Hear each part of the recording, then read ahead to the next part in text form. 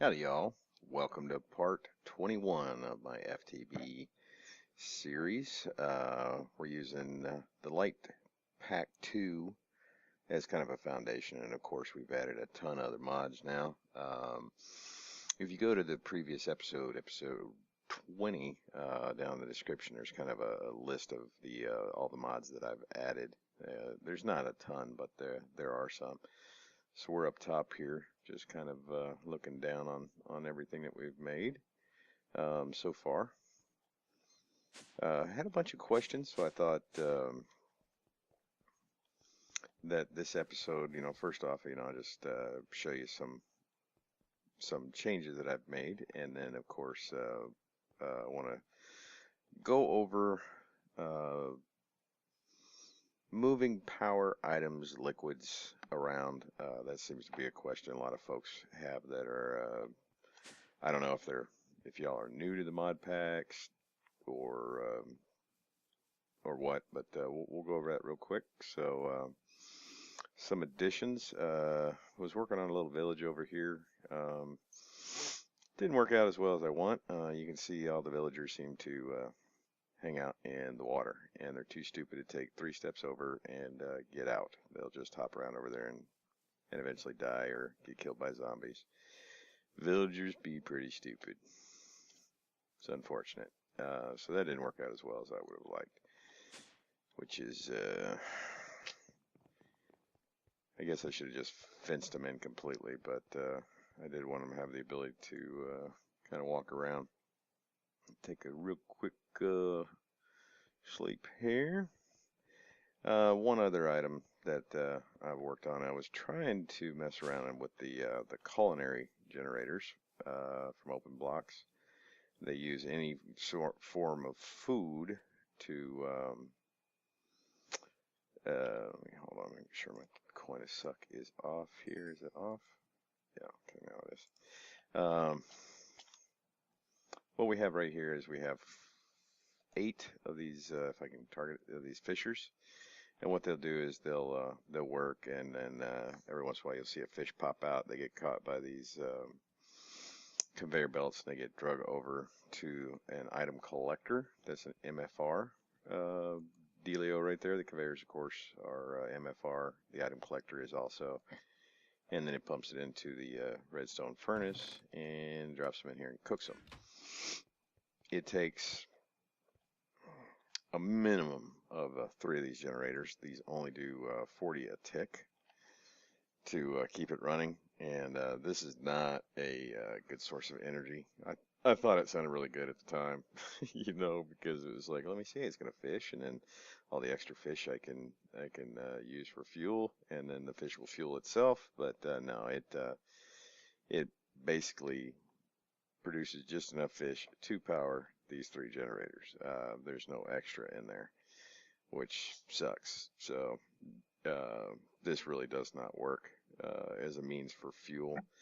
So if you're trying to follow along, yeah, I'll just scrap this. I'm just going to get rid of this thing and tear it down. This was just a test. But as you can see, it is it will only really keep about 3 stacks in here at a time. There's the extra because I was running it off of other power to start. So unfortunately it did not work out. That's a bummer. That is a bummer. Now a lot of people have been, not a lot of people, a couple people have been asking about the lava pumping and all that stuff. So let's pop over to the nether real quick, and I will actually show you my nether pump setup. It's actually very easy to do to set this up. It doesn't. I think I posted in comments. It's basically one endothermic pump.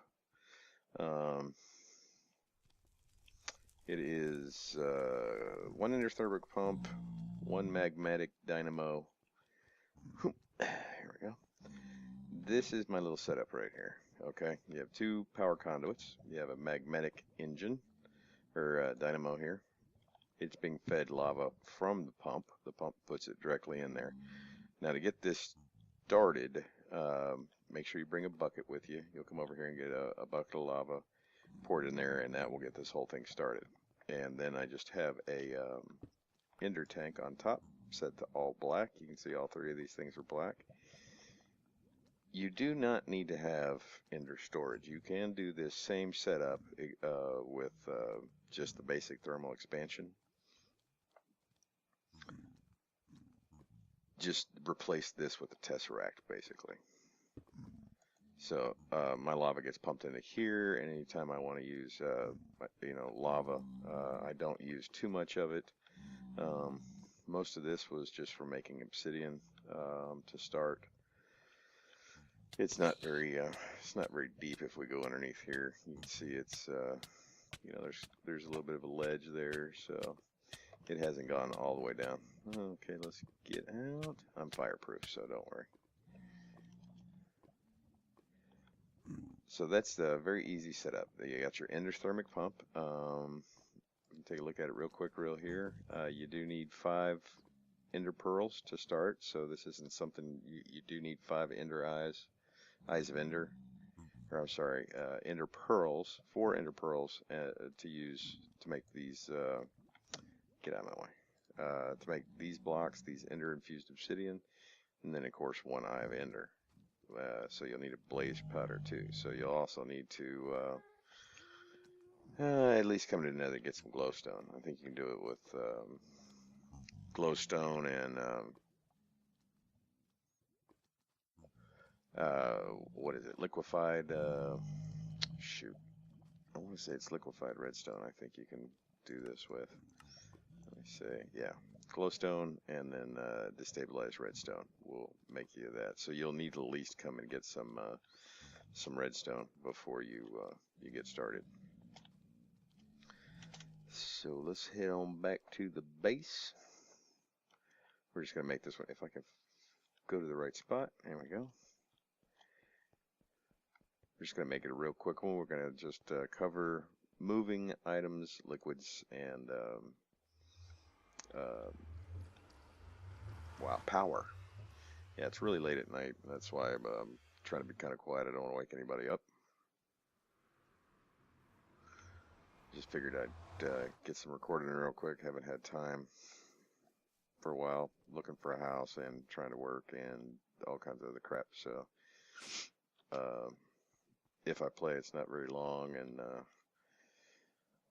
honestly, I've been playing like World of Warcraft for the last couple of days. Just haven't played in years, and logged back on checking out what's all the changes that have come into since the last time. So let's head down to our kind of our what I like to call my power lab, and we'll set up some stuff down there. We'll just go all the way down to the lower level. Hear all the zomberts in there. Okay. This was something I saw in Hypno's video on the Hermitcraft. I cannot seem to get it to work. My liquefied redstone. This is liquid cryothium. You make this with a snowball and that destabilized redstone, and then or you can get it from Blizz's, which I cannot find. So I had to do it the snowball and the redstone way. And then you put liquefied glowstone in here, and when they combine, they make glowstone. So it'll work for a while, but eventually the glowstone runs out. So not sure what's up with that. So let's talk about tesseracts. The way tesseracts work is you're going to have one that is going to receive and one that is going to send. This one's actually activated. This one is not. Okay. So what you'll do, let's clear this. So when you first look at it, you won't have anything on here, and if you want to make a link between these two, you're going to say, what about here, 6, let's clear that. So we'll go in here and we'll say 7, and we'll make this a test frequency, and then we'll save it. And then when you want to make sure it's using that one, you're going to pick it, and then click set frequency, and you'll know it's in there because you get your little green line. Okay. and then we'll set this one to that also. So those two are now linked. Okay. So now the neat thing about these new test racks is they send, if you go in here to tabs, you go to configuration, you're going to have energy, fluid, and items. Okay. And they can send all three at the same time. And from what I can tell, there is no power loss now between test racks. There used to be a 25% power loss from what this one was sending and what this one was receiving. Doesn't seem to be the case anymore. So it doesn't matter what you want to send out, power, energy, whatever. It's going to go into this one and into your configuration tab. Let's say we're sending power. By default, it's going to look just like this, but you're going to say you just want it to send it. So you put it on send. So this one is now the sending one, and then on this one you want it to receive only. So you're just going to leave it right there. Okay. So let's say you want to send power. Of course, you'd put your power cell there. You get your energy conduit, put it between them, and make sure. Well, if you're using energy conduits, you want to make sure the side that you're going to use is out. Okay. So now this was going into that one. If I wanted a power machine, I'd simply put a energy conduit on this side and the machine I want to power. And regardless of what dimension or how far, well, as long as the zones are loaded, this one is going to send to that one. And that's going to be items and fluid and energy. Piece of cake, right? Now, if you're going to do items, you will want to make sure that if you're sending more than one type of item through here, I would suggest, if you want them to go to different places, that you get a servo.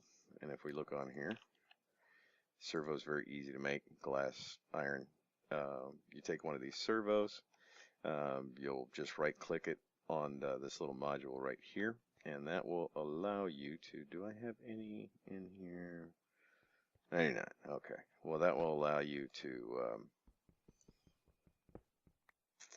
do a bunch of things. You can either blacklist it or whitelist it. You can either say what will come out or what it won't accept, basically. And you can set that on either one of these.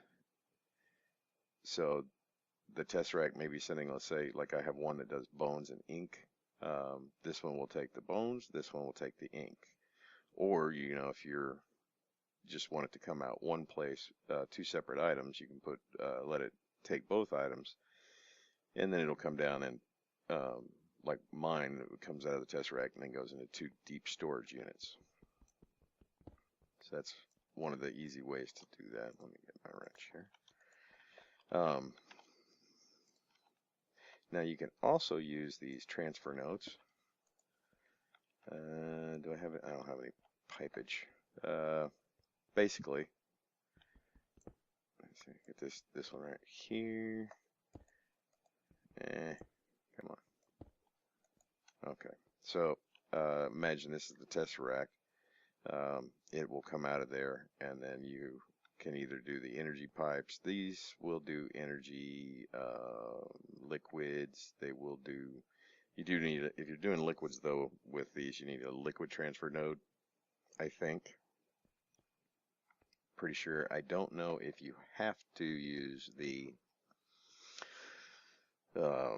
what's it called, energy transfer node or not. I think it will still transfer energy just with these, but I'm not 100% sure. I don't use them a lot for energy. The only place I do is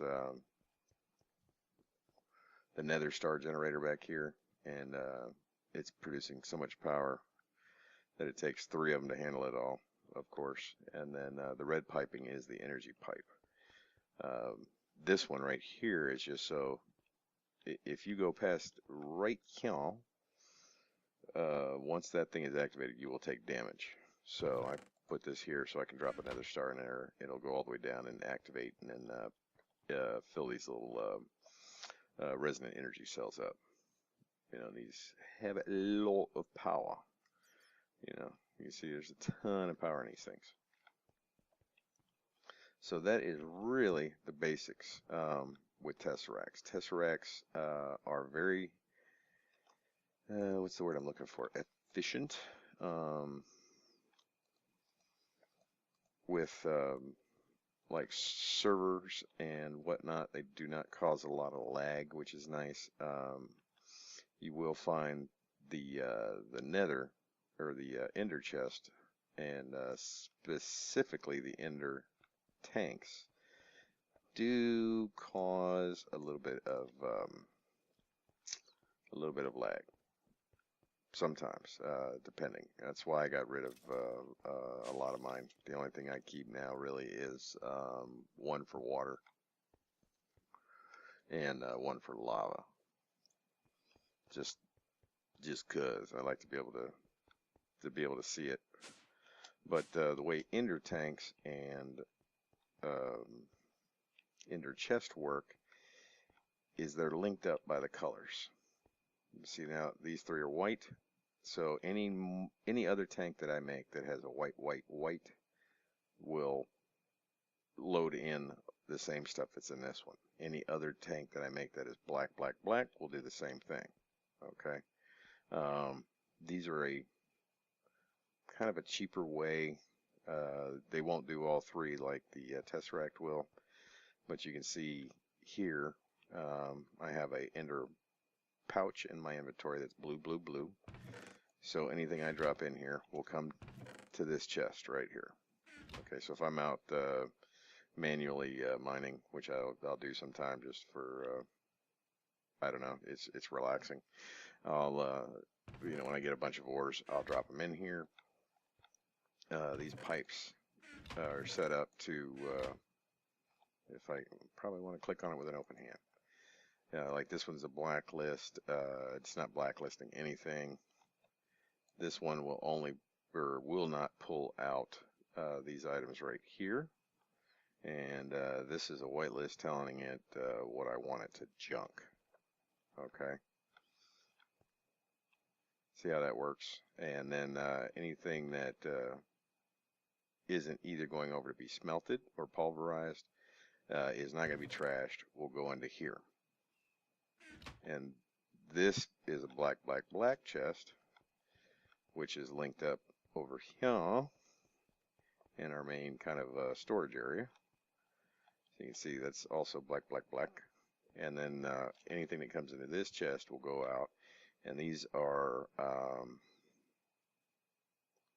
crap, let me turn this on real quick. And unlock, there we go. Transfer node.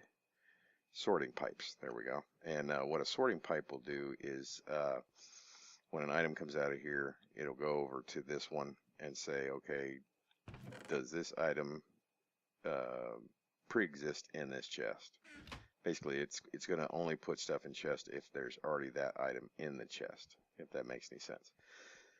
So it's going to route through here, you know, kind of serpentines. I found that's the best way to make sure that the items end up where they're supposed to, and they will eventually wind up in this diamond chest over here. This is from Iron Chest, by the way. This is not default with the pack. I added this one. Iron Chest is really neat. I added the Ender storage also. This is a Death Ender chest. This is if I die. I haven't died yet, so I don't know how it really works. But this is Advanced Genetics Ender chest. You can see it says Death Ender chest. So supposedly, if I die, all my stuff will go in there. Hopefully, I'll never have to find out. But that's the way those are the two ways with the mods that I have installed that you can move items around. And that's the Ender chest, of course, is cheaper. It's just you know, if we look at chest and we go look at an Ender chest, you know, it's pretty simple to make once you get a blaze rod spawner. Just obsidian is kind of the hard part if you don't have diamond, you know, tools to get the obsidian. Of course, you can use an igneous extruder, which is what I did. and just make obsidian. Okay, you can just make it, but you will need lava. Now, with cobblestone, if you're making cobblestone with this, it doesn't use either.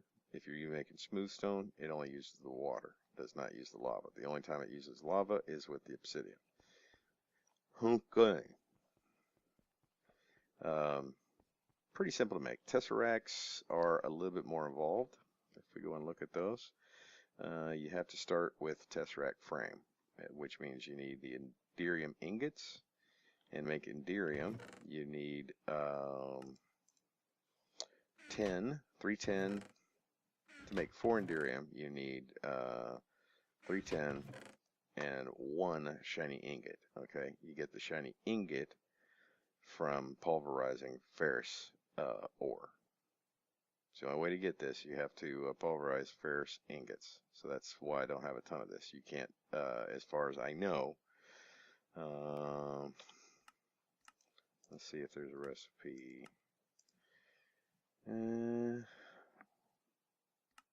No, doesn't look like it. So you get it from ferrous ore.